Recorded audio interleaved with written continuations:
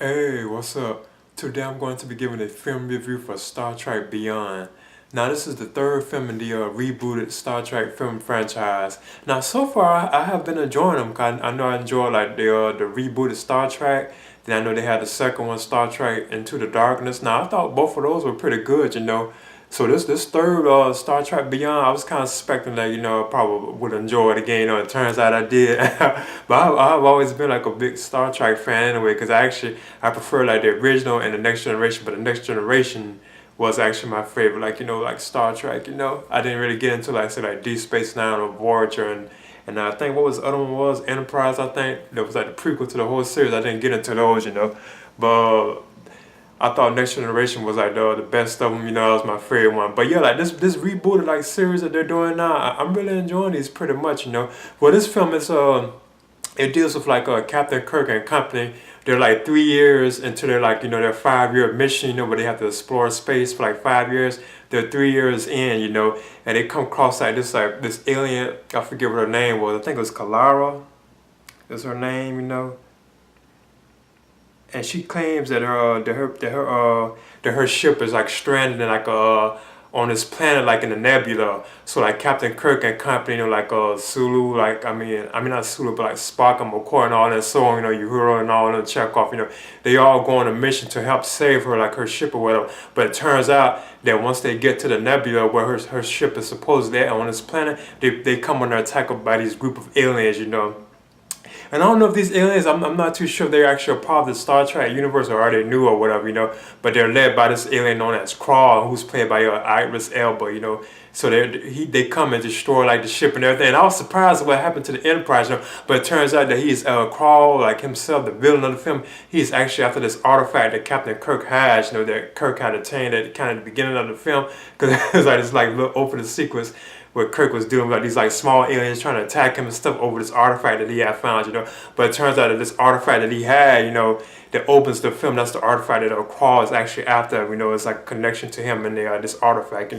So yeah, they destroy the ship, but then the crew is like separated. So they have to actually make their way back. So Kirk, he ends up like separated with like Chekhov. He's with Chekhov, who's played by Anton. I think what's his name, Yelchin, the one that had recently passed. I'm sorry to say that. He had passed away kind of recently in the accident. Yeah, Anton Yelchin. So Kirk and Chekhov, they are separated from McCoy and Spock, who are separated to themselves, with like Uhura and all that kind of stuff. And yeah, Uhura herself is actually like taken prisoner by a Crawl. And he tries to get like information from her about what the artifact is and all that kind of stuff like that. So that's basically what the film is about. It's about like Kirk and Chekhov trying to get back to their crew, Spock and McCoy, and you heard, they're trying to get back to them. Plus, their way off this planet that they have landed on, because the Enterprise, again, just like in Into the Darkness, it's like destroyed. Like during the alien attack by Crawl, the Enterprise is like completely destroyed. I was surprised. I couldn't believe they didn't destroy the Enterprise again. I didn't expect that. So I don't know if that's actually part of like the Star Trek continuity. Did that happen in the past? I'm not too sure about that.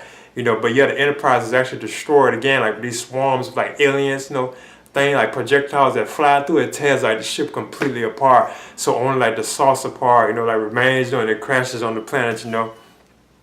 So yeah, I was kind of surprised that happened. But yeah, that's what the film is about. Crawls after this artifact, and once he gets it, it turns out there's more to it. But if I go into it too much, it kind of spoil like the treats of the film.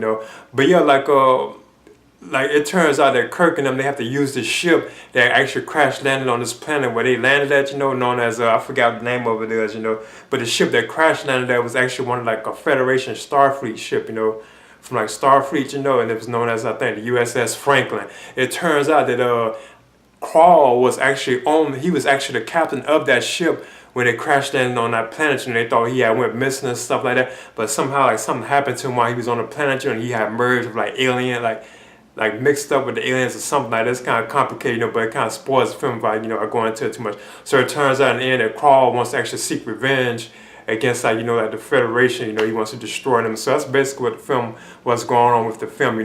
Now I thought this is I thought it was pretty good. I enjoyed it a lot. I thought Chris Pine's performance as James T. Kirk, I thought he did a good job.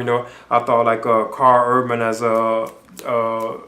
McCoy, you know, like I thought he was good in his performance. I thought like his acting was kind of like forced, you know, he was like trying to be too much like the Forrest Kelly, you know, like the way like he give us his lines and stuff like that. But it was still cool and like kind of funny, you know. And I thought what you call him as what's his name as Spock, you know, yeah, Zachary Quinto. I thought he was good as Spock, you know, kind of like laid back, you know. I thought he was still like good in his role. I thought Zoe Salandi, I mean, as a Uhura, I thought she was good as usual, you know. You know, Simon Pegg as Scotty, you know, I thought he was good in his role too, like funny and stuff like that. Now he's another one I thought was kind of like forcing his lines out, you know, kind of like, but he was still funny, you know. I thought he was cool, you know. And you got Sulu played by John Cho. I thought he was cool, you know, as well. And then you have like Sally, like Anton Yelchin as